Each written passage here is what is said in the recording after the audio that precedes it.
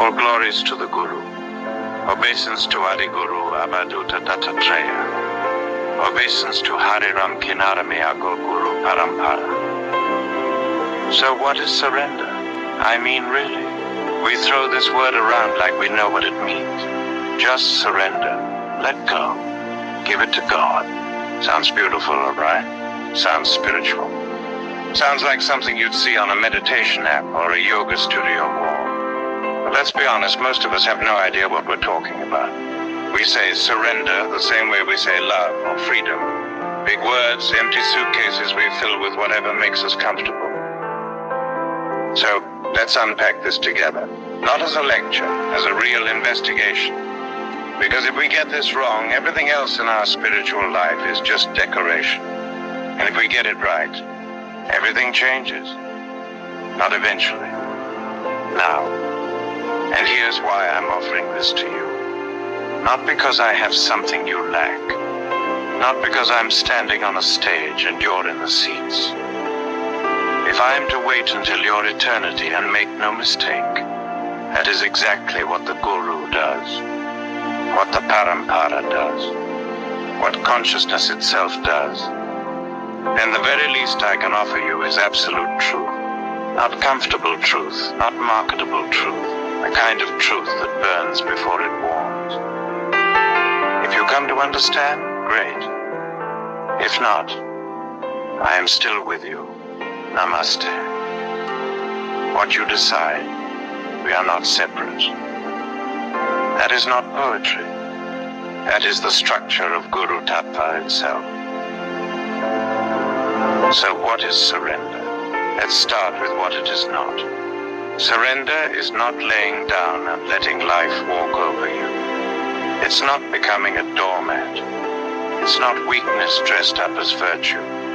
You know that person who says, I just go with the flow. But what they really mean is, I'm too afraid to stand for anything. That's not surrender. That's collapse. That's the ego giving up without ever having shown up. Surrender is also not submission to a personality. It's not, I surrender to my Guru, as if the Guru is some external authority who now owns you. That's just trading one cage for another. The ego loves that deal. It gets to keep its structure. It just changes the name on the door. So what is it then? Let's look at it directly. Surrender is the voluntary collapse of the false center. It's the moment when the I, who claims to be running the show, making decisions, controlling outcomes, steering the ship, realizes it was never in the captain's chair. It was in the audience, watching the movie, shouting directions at the screen, and calling that control. In the Kinarami view, surrender isn't something the ego does. It's the seeing through of the ego. It's the recognition that the one who was holding on was never actually holding anything. There was no hand. There was no thing. There was only the idea of holding, maintained by the tension of believing it. So here's the thing. Surrender is not I surrender to the Guru. It's the falling away of the I that could surrender, leaving only the Guru. Only the Parampara, only the current that was always already flowing and that you were swimming in the whole time, but thought you were the one making the waves. Okay, so why would anyone want this? Why collapse? Why let go? Why stop being the one in charge? I'll tell you why. Because the alternative is exhaustion. And I don't mean I'm tired after work exhaustion. I mean the deep, bone-level exhaustion of maintaining a fiction every single moment of your existence. The ego is a full-time job with no pay, no vacation, no retirement. And here's the kicker, it never works. The house it builds is made of sand. The fortress it defends is already crumbling. The future it plans for never arrives the way it imagined. And when it does arrive, the ego is already planning the next future, already anxious about the next threat, already already dissatisfied with the next achievement. Surrender is the end of that job, not by firing the worker, by showing the worker that he was never employed in the first place. He only thought he was. He showed up every day, worked overtime, stressed about performance reviews for a company that never existed. Now in a core, this isn't gentle, this isn't soft, this is fierce.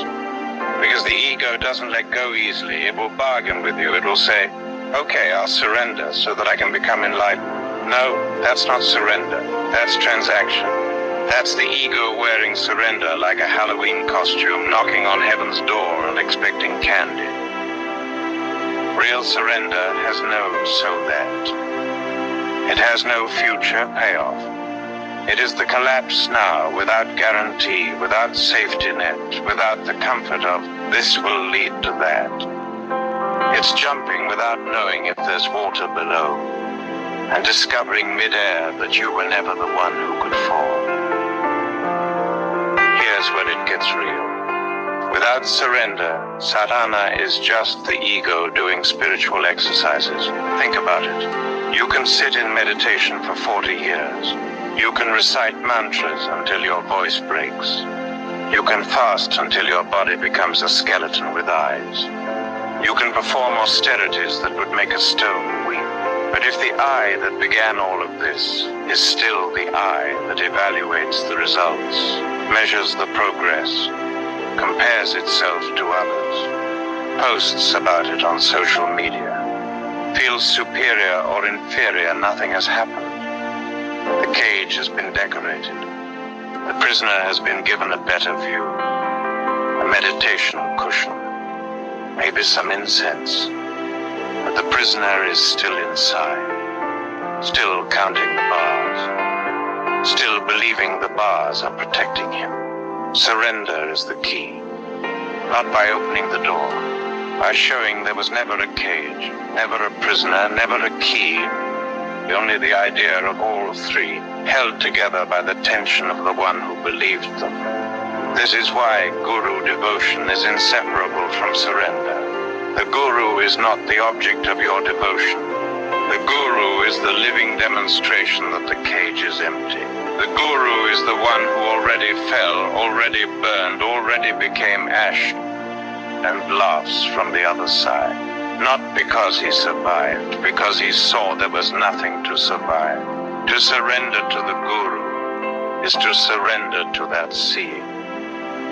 To let that seeing become your seeing. Not by copying it, not by understanding it, by transmission, by frequency, by the current that flows when the false center finally stops interfering with what was always already the case. Now this is crucial, because false surrender is worse than no surrender at all. False surrender is the ego's last, most brilliant strategy. It's the chess move you didn't see coming. It says, I will surrender strategically. I will surrender partially. I will surrender the parts of myself I don't like, my anger, my jealousy, my petty habits, and I'll keep the parts I do like, my intelligence, my discernment, my specialness. It says, I will surrender to the guru's wisdom, but not to the guru's correction of my habits. I will surrender in the temple, but not in the market. I will surrender in meditation, but not in argument. I will surrender to the divine, but not to the human being in front of me, who reflects my own ugliness back so clearly. I want to look away. That's not surrender. That's management.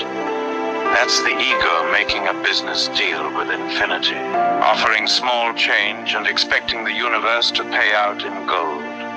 I give you 10% of my attention, God, and you give me enlightenment, okay? Deal? Authentic surrender is total, or it is nothing. It doesn't negotiate. It doesn't hold back a secret reserve of just in case this doesn't work out. It doesn't say I surrender, but there is no but. There is no comma. There is only the full stop of the false self and the silence that follows. In the Agor tradition, this authenticity is tested in fire. Not metaphorical fire, real fire. The fire of the cremation ground, where nothing personal survives. The fire of the Guru's command, which may make absolutely no sense to your mind. Go there, do this, stop that. And your mind screams, but why? And you go anyway. The fire of circumstances that strip away every comfort, every identity, every story the ego tells about who you are and why you're special. And in that fire, the sadhaka discovers something that changes everything. The one who was afraid of burning was never real. Only the fire is real. Only the burning is real. And the burning is the Guru's grace. This brings us back to why we started. Why prana mantras precede sadhana. The bow is the physical enactment of surrender before the mind has finished debating whether surrender is safe. The body bows while the ego is still calculating the risk. The hands touch the earth while the mind is still asking, what will I get out of this? And in that gap, that beautiful, terrifying gap between the body's surrender and the mind's surrender, a crack open. Light enters. The current flows. The pranam is not, I am surrendering now. It's the demonstration that surrender is already the case. That the I, who could choose to surrender or not, has never been in charge. That the parampara has been carrying you all along. Even when you believed with absolute conviction that you were walking alone. So here's what I want to leave you with. Surrender is not a destination. It's not a technique to master, not a badge to earn, not a story to tell at spiritual gathering. It is the continuous falling that is already happening, the falling of breath into breath, the falling of day into night, the falling of life into death, the falling of the individual drop into the ocean that was never separate from it.